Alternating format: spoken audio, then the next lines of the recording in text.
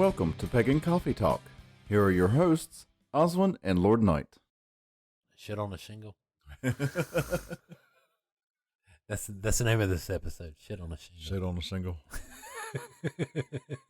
The shingle being your mind, and the shit being your thoughts.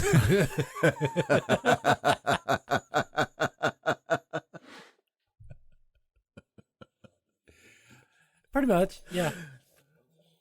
All right. I wasn't hated before. I know, right?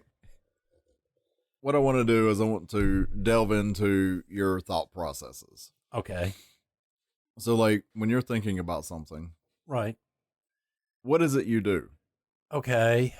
Well, like, when I'm sitting there, like, looking at something like a concept like cast a spell. Okay. Why, it does make sense to me when we're talking about this that you're innocent until you're proven guilty. And if you get arrested, technically you're innocent. So how in the hell can I put you in jail and force you to pay to get out? All right. But yet I've seen in the news over and over again where the states and places that have done this, it's gone completely downhill. Okay, so you start with the initial concept. Right. And then start to work your way out. Okay, well, fine. If we're not going to arrest you, if Bob, because we like picking on Bob, Bob goes out and kills Ted, right? I mean, that's murder. Then it starts to become, if he's murdered one person, what's to stop him to going out and killing another? If he's been arrested for Ted's, you know what I'm saying? Okay, but you've got cashless bail, so that means Bob's not going to go to prison. He's not going to go to jail. No, but so if he goes out and kills somebody else, where's the problem? When I'm sitting there doing that, well, if this is the problem, if this is the result of doing this, then we have to back up. But if we are doing bail and it's not happening, what's the difference? Do you see what I'm saying? I think so. In other words, I don't know how to get the innocent people that really just need a slap on the wrist out of this system so they can go to work tomorrow. You see what I'm saying? Well, yeah. That because Sally decided to have one extra glass of wine at dinner with her friends and stuff like that. She's technically over the legal limit, gets pulled over. Right. And she's only slightly above, but still it's illegal. She gets arrested. I don't think this lady's going to go out and commit another crime. But yet you got Bob here who's killed somebody, but he might go out. He's already done it once. What's to stop him doing it again? Right. These are the processes I sort of go through with, because you got to look at the bad side. What happens if it all goes sideways? So you start with the initial concept and then you branch out from there to, okay, well, if we get to X point, then we have to back up. Right. Because then we have to retrofit all of that information. Right. I mean, again, I still don't have a problem with cast a spell, but should we do again, these are just questions. Should we maybe if you do something like, what's her name, who gets a little over the legal drinking and gets caught? Right. Do we slap a ankle monitor on these people?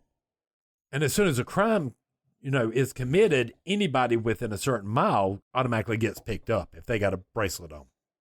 Okay. Because your trust into following the rules and stuff have dropped, so we got to keep a little bit better eye on you. Right. I mean, instantaneously. I don't care if the store just got robbed 2 seconds ago and you got your anklet bracelet, 1 second before. Right. So now you're just branching out into other options. Right. Other possibilities. What those repercussions would mean. Because, again, what we've seen in the news is doing cashless bail is causing the problem to get worse, not better. Right. Do you see what I'm saying there? So now we need to start doing other options. But in exploring those options, you still have to look at what's going to happen if you take this option. Right. What's that going to mean for the good person? What's that going to mean for the bad? Well, for the innocent versus the guilty? Well, and if we do this, that where there's a crime, a store gets robbed, and we bring in everybody that has in a ankle bracelet in a 5 mile radius, you're going to sweep up at probably the majority of 99% of them are going to be innocent people anyway. You're interrupting their lives and stuff again. Right. But, I hate to be this way. Is that not part of the punishment?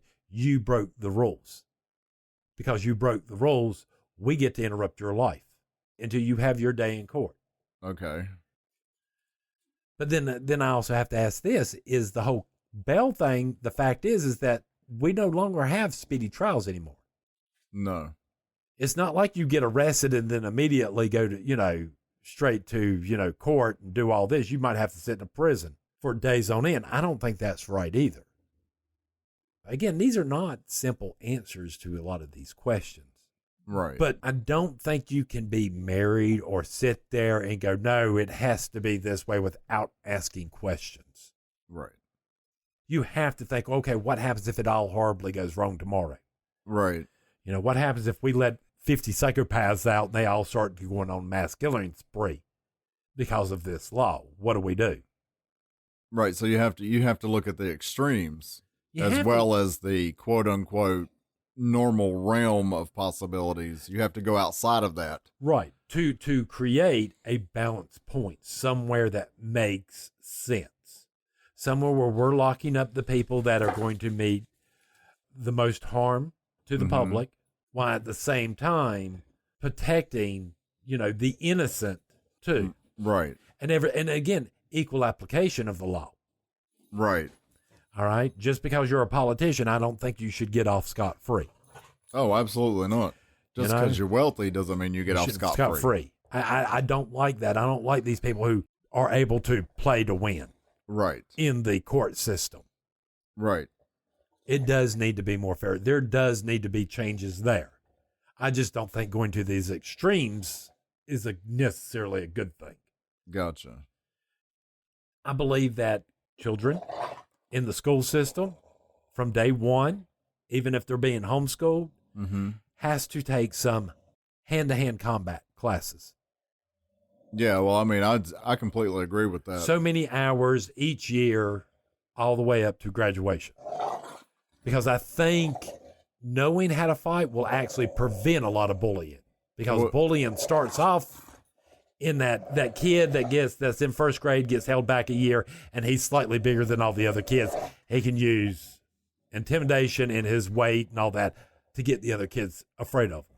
Right, and as someone who was bullied, I can tell you if I'd had some type of, self-defense class or hand-to-hand combat or something. Well, I mean, don't get me wrong. I'm not sitting there saying... And this person knew about it, then they would have been less likely to pick on me. Well, I think the problem, this logic goes along the lines of if everybody knows how to fight, that means you also know how to take a punch. Right, but that's what I'm talking about. Yeah, it makes it completely... Okay, I'm just saying, even if I had right some type of training, right? Not that I would be out to use it, but just the fact that he knows that you know how to do this. That right there is going to lessen or eliminate the chance that he's going to bully me. Right, because again, you're taking off the option that this kid that might be a year older than you, you're now taking that size or that advantage they got off the table because you both know how to fight. Absolutely. And so you learn to fight, not to fight. Right. And I'm just like you. If we've got every kid in school who knows how to do it, then everybody knows everybody else can kick your ass. Exactly. I mean, and it suddenly becomes a different scenario. I think it would. Yeah. I mean, that's like the Second Amendment. I believe 100% in the Second Amendment. And I believe in it because of the witch history. Right. When Rome sent out the people to minister to the kings and queens in the British Isles. Right. At one point, they finally convinced them to make it illegal for women to own weaponry. Right. And because of the way Celtic society was, women owned most of the land and the businesses and all this other stuff. So they had the majority of the wealth. Right. But if they're not allowed to hold weapons, they can't defend themselves. So it was a whole lot easier to arrest them and burn them as witches. Right. Because they didn't have weapons, because it was made illegal. And I'm sorry, if the pagan community does not support the Second Amendment, y'all ain't pagan. Well, let's just lay it out there. I just on that history of ours, Right. should be enough to make all pagans go, no, you will take my guns for my cold dead heads. Right. And I will be taking some of you with me. Right. We can talk about it once we get to the Summerlands. Mm-hmm. You got an issue with it? We'll talk about it later. We'll talk about it later. But for right now, I don't see a problem with this. Do you? I don't, and you know, I've never been a big gun person, but I've never been one to say we shouldn't have the right to bear arms. Or we should have the right to at least defend ourselves. Right. You know, I believe in that 100%. I do too. You know, when you live out in the country and, you know, police take more than a minute or longer to get there, your worldview changes really fast. Sure it does, yeah. It's not like living in New York where you might have a cop 2 seconds away. Right. You know, we ain't got that kind of. No, I mean, it could take them, you know, 10, 15 minutes to get out here. And in that time. I mean, if you put our two neighbors' front yards together, you got at least the football field there. Right. Easily. I mean, come on. That's the kind of area we live in. You know, I mean, these are the inner workings of my mind. These are the things I think about. You know, I mean, like the whole trans thing. All right. I don't have a problem with calling you your pronouns or whatever to your face and the whole 9 yards. I don't have a problem with being respectful to these people. I understand they're going through something. But with that said, they also have to realize at the end of the day, when I'm home, when I'm alone with my thoughts, you're still what you were born. Yeah, see, I can't get on board with that. Even to your face. I'm sorry. Well, I mean, I consider it being a polite, saying yes, ma'am, no, ma'am, whatever. Just being polite. But it doesn't mean at the end of the day, you actually have what's in my heart and my mind. I don't actually believe it. You know, I mean, that's like sitting there saying, you know, hey, as a gay man, you got to like trans men. No, I don't. I can be me. And you can be you. Right. You know, I know what I like about guys. But yeah, at the end of the day, no, I don't believe it. I don't see it. I don't subscribe to it. I won't. Yes, if I'm talking to you, yeah, I want to treat you with respect and all that. Yeah, hey, you want me to call you Tim or whatever? Okay, whatever. No skin off my nose doesn't actually mean I believe it. Right. And I think there's a lot of people out there that do this, that go around, they say it in the whole 9 yards. Yeah, you live your life, whatever.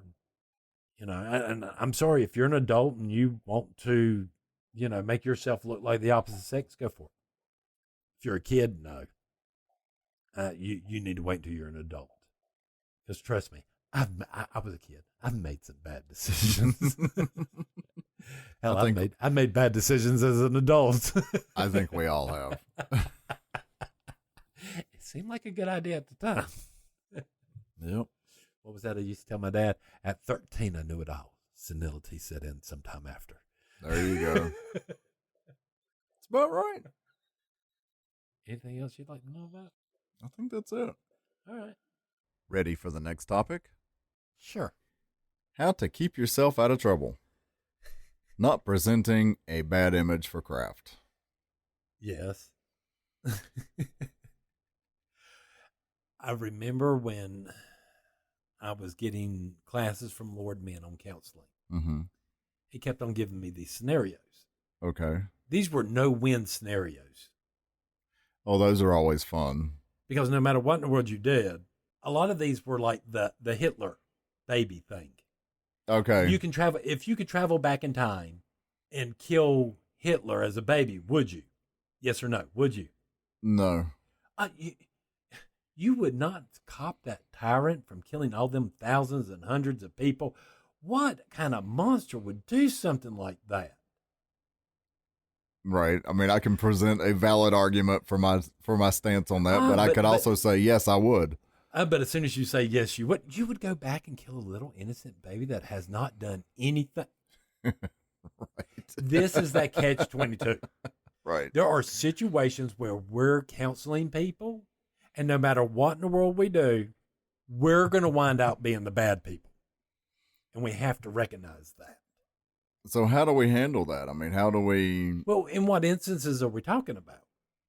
You know, I mean, are we talking about that person whose friend needs to come see you?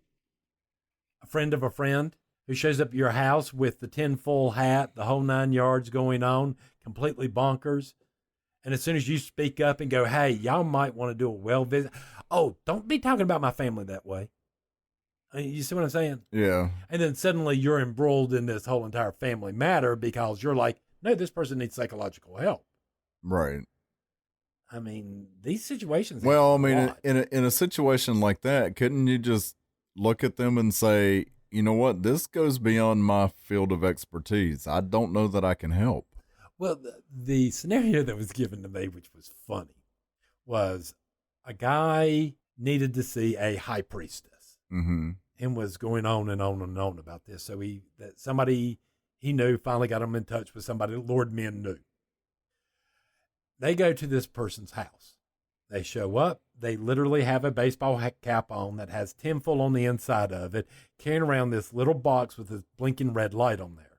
Oh, Lord. He begins to explain to the high priestess that he has turned Castro or somebody into a Galapagos Island turtle. Unfortunately, he's the only one that could recall back the submarines that are shooting mind-altering beams into the United States. Okay. Her only response was, I'm sorry, if it was an eye of nude or something like that, I could help you. I know nothing about Galapagos Island turtles. Because she knew as soon as she inserted herself into that, everybody would be coming after her. What do you mean he's crazy? He ain't crazy. Who were you? Right. And then you would be getting in trouble for that. There's a lot of times where people in temple, married couples in temple, will get into fights or, well, we're there. Mm-hmm. How fast do we unexert ourselves and shut our mouths? Oh, very, very fast. Why? Because it's not my place. Yeah, because as soon as you say something, you're taking such and such side. Mm-hmm. How dare you take sides? How dare you take sides? Well, let me ask you this. In the 30 some odd years that you've run this coven, have you had any instances where you found yourself in a situation like that and you almost didn't have a way out? Where you had to really come up with something to get out of it? Unfortunately, Lord Men's training was enough. I mean, there were some instances where I saw it coming down and I'm like, I think y'all would do better if y'all were to receive couple counseling from an actual counselor instead of me. And they didn't take that the wrong way? Well, I have no, and especially if they come down in this first thing and me going, you know, I think this goes beyond my field of expertise. So that is something acceptable to say. Well, I mean, it's something we teach. We teach this very much. Know your field of expertise. Right. All right. My field of expertise is not counseling. My field of expertise that was picked was ritual and magical theory. And that was it. Right. That works. It works. I mean, you know, that's it. I'm the guy in that temple that reads all these weird books and stuff like that and tries to formulate how in the world this works. I think I've done that for a number of years now. Pretty much. Pretty much. And how many years have I driven you up the wall doing that? All of them.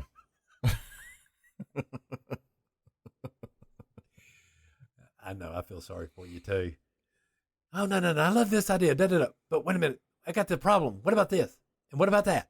And what about this? And then if I did this, crap. Now the idea's just falling apart. Right. Never mind. Have you ever been in a situation where you've seen yourself or have gotten yourself trapped? Well, never where I got myself trapped, but where I could see it coming, like you said. Right. And honestly, it was not even pagan related. No. It was at work. Well, as soon as you hear these stories enough and stuff like that, you start noticing the behaviors. You're kind of like, yes. You know what?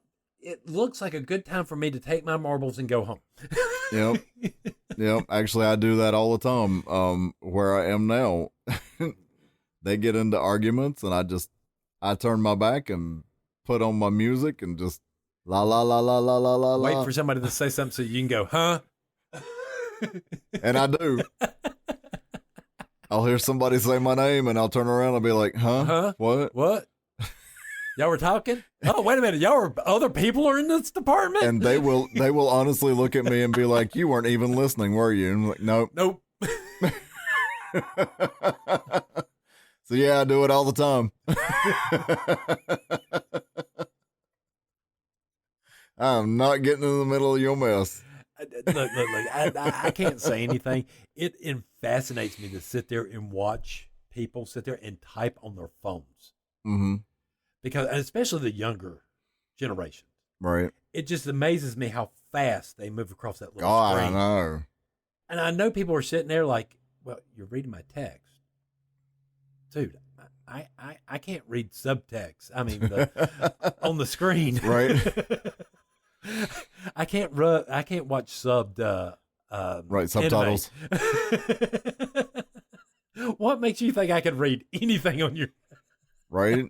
Besides, you've had it sent before I could even read it. It just fascinates me. I don't know what in the world this has to do with removing yourself from. I don't either. But I have seen where I've sat there and been doing that and been kind of like, am I about to accidentally insert myself? Because I'm more fascinated with somebody sitting there typing, right, thinking I've read their text. Right. Yeah, I think over the years I've learned how to remove myself from it. Now, when I was younger, just like you, I'm sure I inserted myself there all the time. I had definitely some times when I wished I hadn't said anything. I mean, don't get me wrong. If you see a kid going around with bruises on them every so you might want to speak up. Right, that's different. That's a little different. If you happen to see a woman going around every couple of days, being kind of quiet, got bruises on her, you might want to say something. Right. But, inserting yourself into people's problems or debates or arguments, right, I've never seen where it works out well for anyone. No, if anything, it just makes it worse. I understand when people do this, they really do it from a place of love and caring, and it goes wrong. Because these people aren't in the right mind frame to accept criticism. Right. Just because they're your friends and all that does not always make them right. Well, and you also have to remember that sometimes what you say doesn't come out how you intended it. No. And that could make all the difference in a situation like that. You could have all the intentions of, saying something calming or soothing, and it just blow the fuck up in your face. Let's admit it. I'm a pretty blunt person. You? What? Yeah, you are. Yeah, I'm pretty blunt. And I know that sometimes causes problems for other people because I'm just more like, get the fuck over it already. What the hell? Right. I've learned to live with it, but not everybody.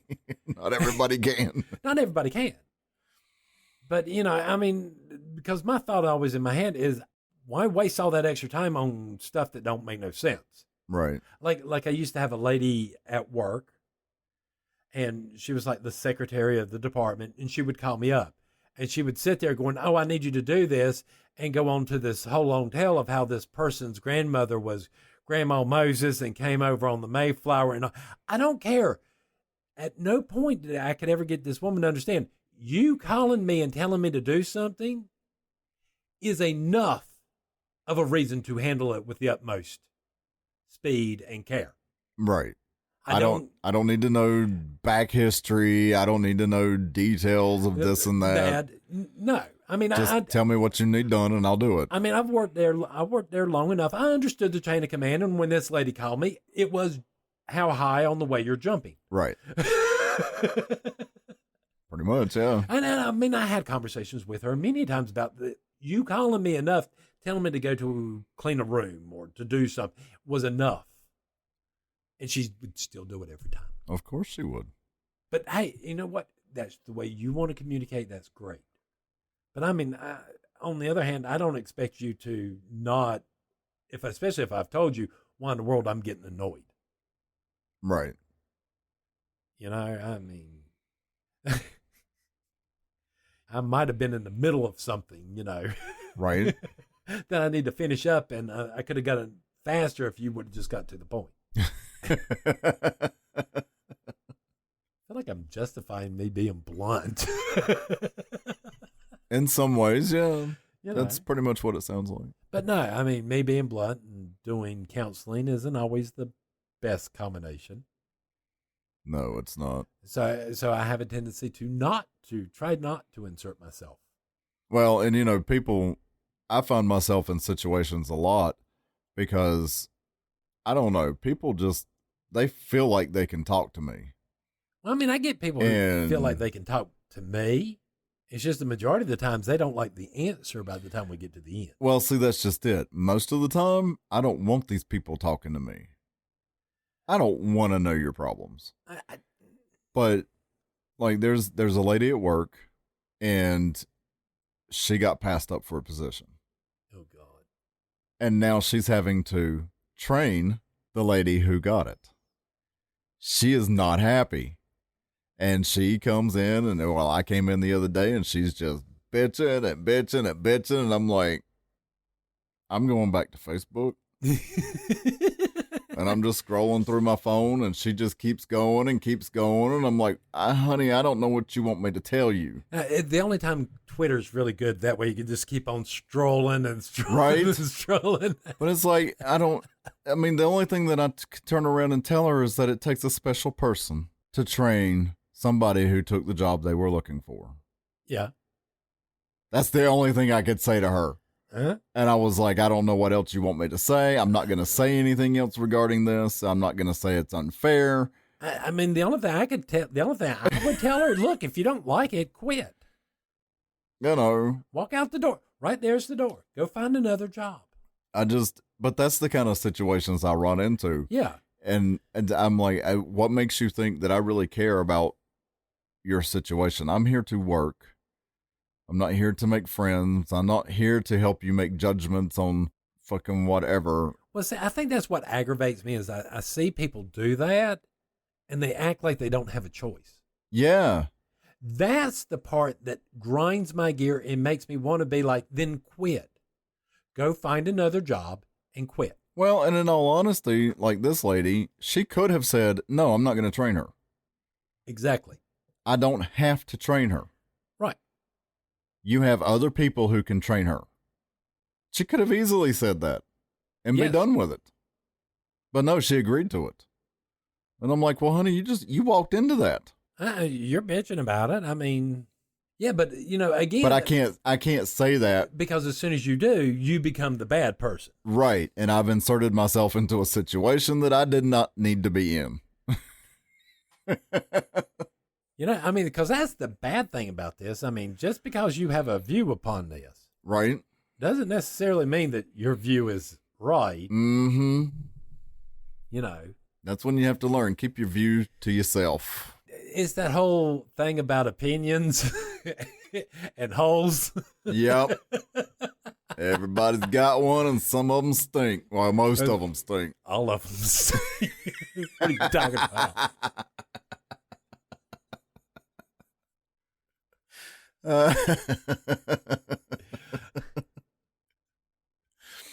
Unless that thing's freshly rinsed out. I know. Did you have it bleached? Okay, I'm out of coffee. I'm done. Thanks for listening. Join us next week for another episode. Pagan Coffee Talk is brought to you by Life Temple and Seminary. Please visit us at lifetempleseminary.org for more information, as well as links to our social media: Facebook, Discord, Twitter, YouTube, and Reddit. We travel down this trodden path, a maze of stone and mire. Just hold my hand as we pass by a sea of blazing pyres. And so it is the end of our days, so walk with with me till morning breaks. And so it is the end of our days. So